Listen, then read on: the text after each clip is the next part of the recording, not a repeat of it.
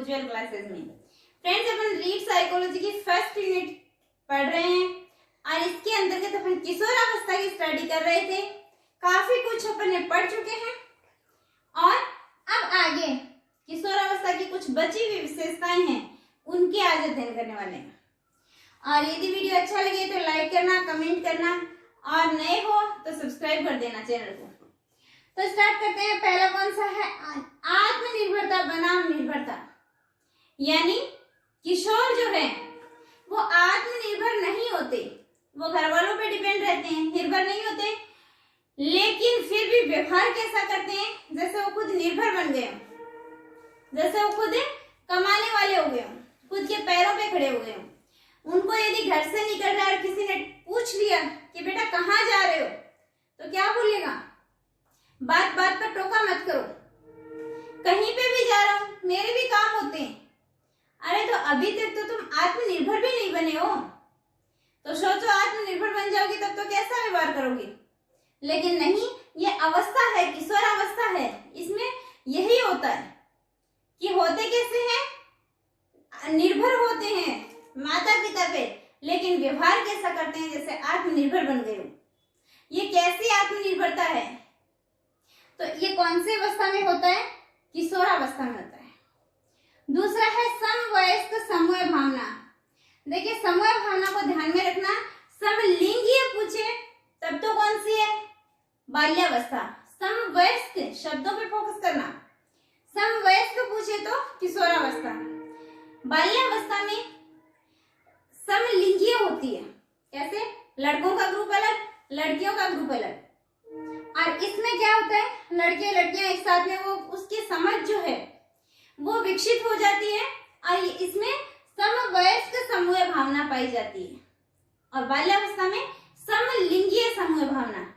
तो ध्यान रखना, समलिंगीय आए तो बाल्यावस्था, समवयस्क आए तो किशोरावस्था।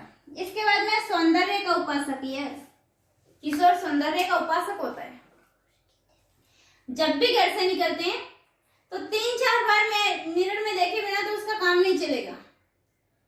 कांच में देखता रहता है, ऐसे हेयर स्टाइल होनी चाहिए, ऐसे थोड़ा सा यहाँ से ठीक नहीं हुआ, यानी फुल जो है वो सौंदर्य के लिए प्रति अट्रैक्ट रहता है। तो इसमें क्या है, किशोरावस्था में सौंदर्य का उपासक होता है। बच्चे इतना ध्यान नहीं देते हैं, लेकिन इतना ध्यान नहीं देते। बुढ़ापा आ जाता है, प्रौढ़ावस्था होती है, वो सौंदर्य की तरफ ध्यान नहीं देते, लेकिन सौंदर्य का उपासक कौन होता है? किशोर। तो किशोरावस्था में सौंदर्य के उपासक जो है उपासकता पाई जाती है। फिर है आदर्शवाद बनाम यथार्थवाद। किशोर खोखले आदर्शों की बात करता है, लेकिन वो जो खोखले ख्वाब देखता है वो पूरे नहीं हो पाते और लास्ट में क्या होता है, यथार्थ जाके धरातल पे गिरता है। क्या करता है? खोखले ख्वाब देखता है। इस अवस्था में प्यार वार वाला चक्कर हो जाता है और जो है खोखले वादे करता है, कस्में खाता है, चांद पर ले जाऊंगा, पलकों में बिठाऊंगा, ख्वाबों की सैर करता है खूब। और एंडिंग में क्या होता है? पूरे नहीं हो पाते। ये ख्वाब ये जो देखे हैं वो पूरे नहीं हो पाते, तो क्या होता है? लास्ट में धड़ाम से गिरता है धरातल पे, यथार्थता के धरातल। और यथार्थता के धरातल पे जब गिरता है तो चोट बर्दाश्त नहीं कर पाता और वो टूट के चकनाचूर हो जाता है। जब चोट बर्दाश्त नहीं कर पाता तो वो चला जाता है कहाँ पे? ट्रेन की पटरी पे, या फिर लटक जाता है फांसी के फंदे पे। तो इसलिए ऐसे ख्वाब नहीं देखना चाहिए। आदर्शों की, खोखले आदर्शों की बात नहीं करनी चाहिए। खोखले आदर्शों की बात करता है, माता पिता को कहते हैं ये कोई घर है, घर तो हम बनाएंगे, देखना ये कोई तरीका है रहने का, हम देखना कैसे लाइफ में जिएंगे। अरे तो करके बताना बाद में। लेकिन क्या करता है? खोखले आदर्शों की बात करता है और क्या करता है? यथार्थता के धरातल पर नहीं जीता हो। तो ऐसा ख्वाब ना देखो जो पूरा नहीं कर पाओ। ख्वाब देखो, लेकिन ख्वाब ऐसा देखो जिसको आप पूरा कर सको, ताकि जब टूट के गिरो चकनाचूर ना हो जाओ। तो इसलिए खोखले आदर्शों की बात करता है और नहीं जीता किसमें? यथार्थवाद में। तो कौन से अवस्था में? किशोरावस्था में। फिर है समस्यात्मक बालक। इस अवस्था में बालक समस्याओं से घिरा रहता है। नौकरी की समस्या, पैसे की समस्या, आर्थिक स्थिति की समस्या, गर्लफ्रेंड बॉयफ्रेंड की समस्या और पूंजी की समस्या। तो इस टाइम पे हर फील्ड की समस्या रहती है बच्चे की। समायोजन की समस्या रहती है, समायोजित नहीं हो पाता। तो समस्यात्मक बालक कौन सा होता है? किशोरावस्था का बालक समस्यात्मक बालक होता है। फिर अगला है जीवन का सबसे कठिन काल। ये बहुत कठिन है। लोग बहुत रुलाते हैं, बहुत ताने मारते हैं, बहुत सुनाते हैं। कौन से काल में? किशोरावस्था में। गया था कोचिंग करने, लग गया जॉब, क्या किया इतने दिनों में? यानी इस टाइम पे बहुत सुनाते हैं। तो सुनने की आदत डाल लो, क्योंकि सुनने वाले बहुत मिलेंगे। मुस्कुराने की आदत डाल लो, क्योंकि रुलाने वाले बहुत मिलेंगे। और अपने आप को मोटिवेट करने की आदत डाल लो, क्योंकि हतोत्साहित करने वाले बहुत मिलेंगे। तो इसलिए जीवन का सबसे कठिन काल कौन सा है? किशोरावस्था। कौन सा है? किशोरावस्था। अब देखिए, कठिन काल तो है, लेकिन ये भी कौन सा है? स्वर्ण काल है। कैसे? बहुत अच्छा काल है। कैसे है बहुत अच्छा काल? देखिए, इसमें इस अवस्था में अपनों से मिलने का गम और अपनों से बिछड़ने का गम जो होता है वो किसी अवस्था में नहीं होता। स्वर्ण काल है। इस अवस्था में प्यार व्यार वाला इसी अवस्था में होता है। और यदि किसी ने अच्छे से प्रिपरेशन करके, तैयारी करके अपने गोल को हासिल कर लिया, तो इससे अच्छा स्वर्ण काल तो हो ही नहीं सकता। तो ये अवस्था कौन सी है? स्वर्ण काल। यही है बसंत ऋतु। कैसे? बसंत ऋतु, बसंत कब आता है? मैं उस बसंत की बात नहीं कर रही जो इसको आप जनवरी फरवरी मार्च में बताओ। मैं उस बसंत की बात कर रही हूँ, बसंत ऋतु जो किशोरावस्था में आती है। कैसे? पहले क्या होता है? प्यार वाला। फिर उसके बाद में क्या होता है कि वो खोखले ख्वाब देखता है, बहुत सारी वो क्या है अपने मन में इच्छाएं जागृत करता है।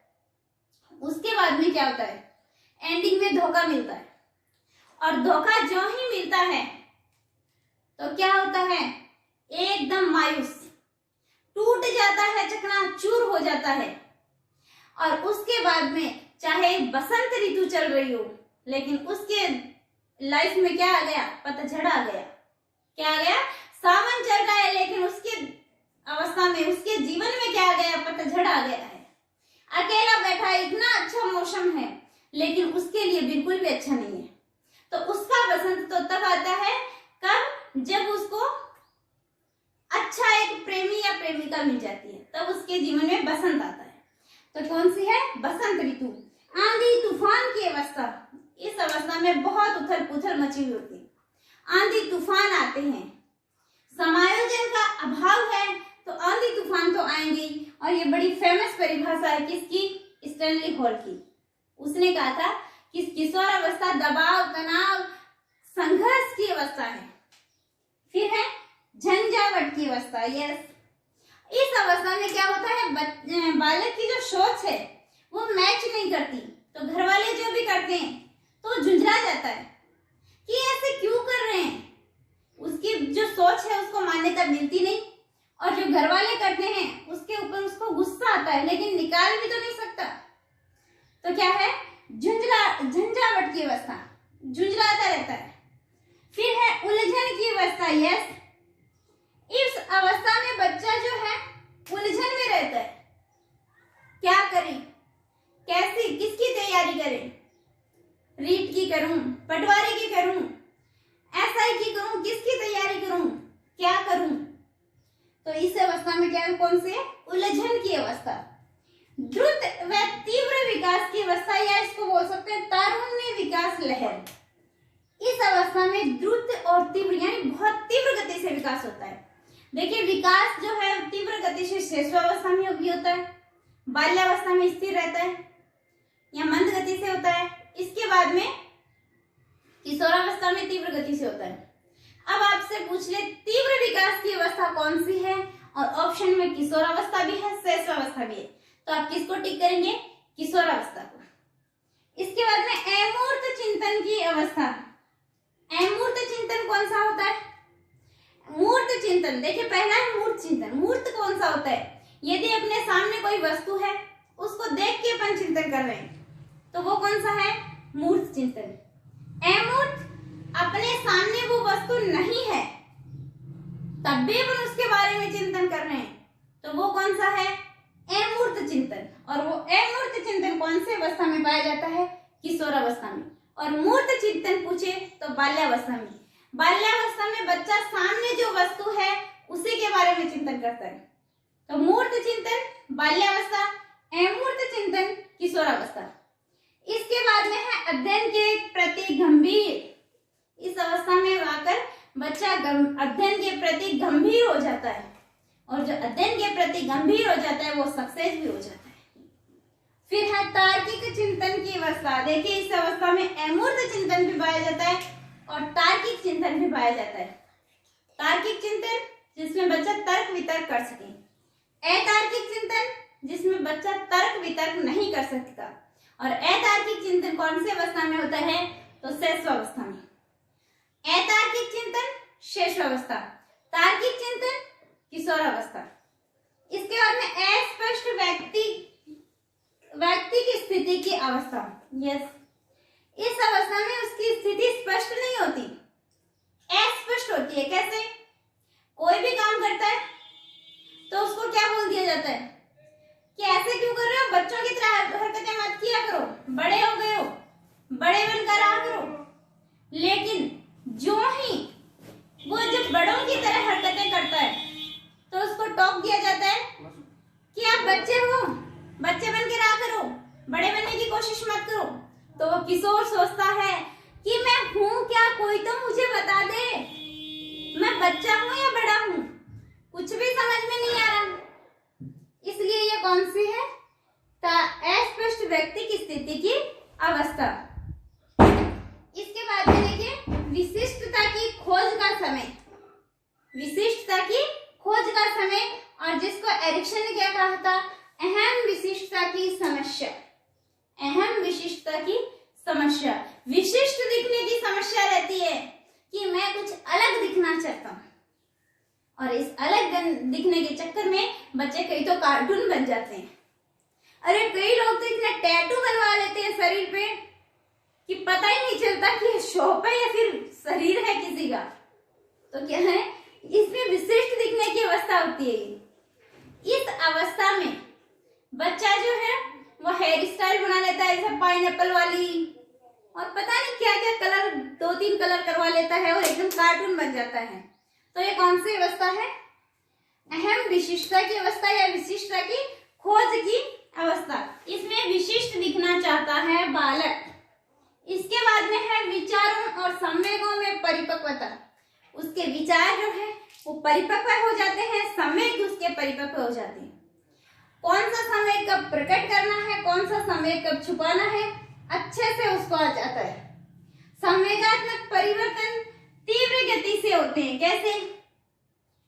संवेगों में परिवर्तन बड़ा जल्दी तीव्र गति से होता है।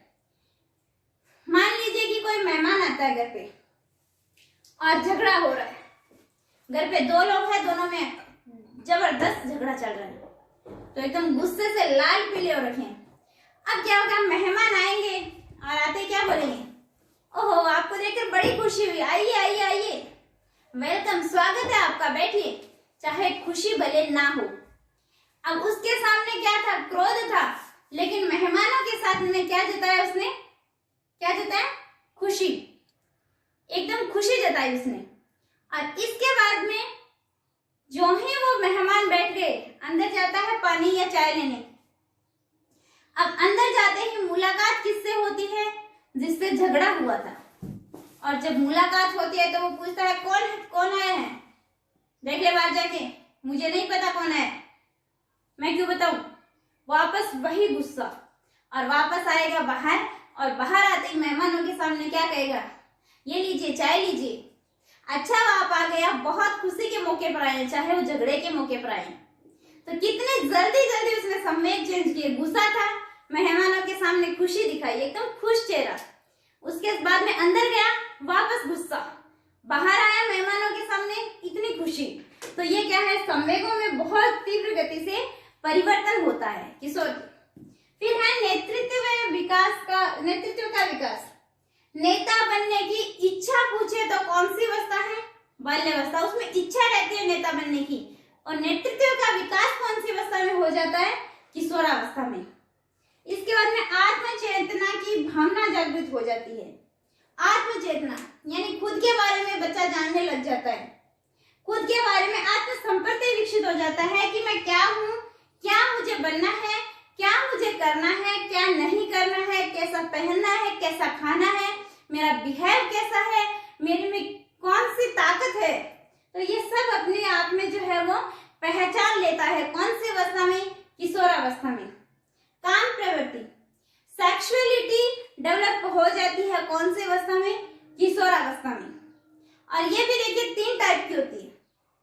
सेक्सुअलिटी जो है, काम प्रवृत्ति 3 टाइप की होती है। इसके बाद में किशोरावस्था में किशोरियों की वाणी में तो क्या आ जाती है, मधुरता। कौन सी, मधुरता आ जाती है, कोमलता आ जाती है।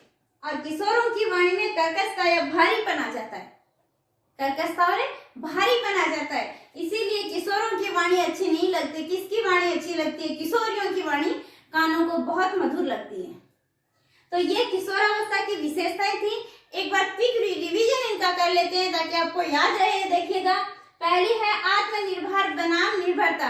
आत्मनिर्भर नहीं होता लेकिन फिर भी बिहेव कैसा करता है जैसे वो आत्मनिर्भर बन गया है। समवयस्क समूह भावना, किशोरावस्था। समलिंगीय पूछे, बाल्यावस्था। सौंदर्य का उपासक होता है, आदर्श खोखले आदर्शों की बात करता है। समस्यात्मक बालक होता है, हर चीज की समस्या रहती है, जीवन का सबसे कठिन काल है, बहुत मुश्किलें झेलनी पड़ती है इस अवस्था में।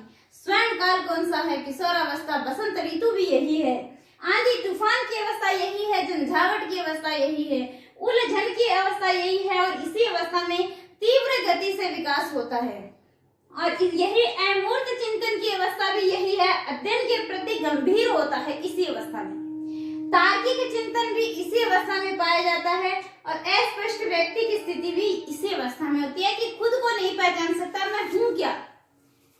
विशिष्टता की खोज का समय है ये, यानी विशिष्ट दिखना चाहता है। संवेग और विचारों में परिपक्वता आ जाती है और संवेग बहुत जल्दी उसमें क्या होते हैं, तीव्र गति से परिवर्तित होती है। नेतृत्व का विकास हो जाता है किशोरावस्था में, नेता बनने की इच्छा पाई जाती है बाल्यावस्था में। आत्मचेतना की भावना जागृत हो जाती है, आत्मसंप्रति की भावना जागृत हो जाती है कौन सी अवस्था में, किशोरावस्था में। काम प्रवृत्ति कौन सी अवस्था में, किशोरावस्था में। और किशोरावस्था में किशोरियों की वाणी में मधुरता कोमलता आ जाती है और किशोरों की वाणी में कर्कशता और भारीपन आ जाता है। तो ये थी किशोरावस्था।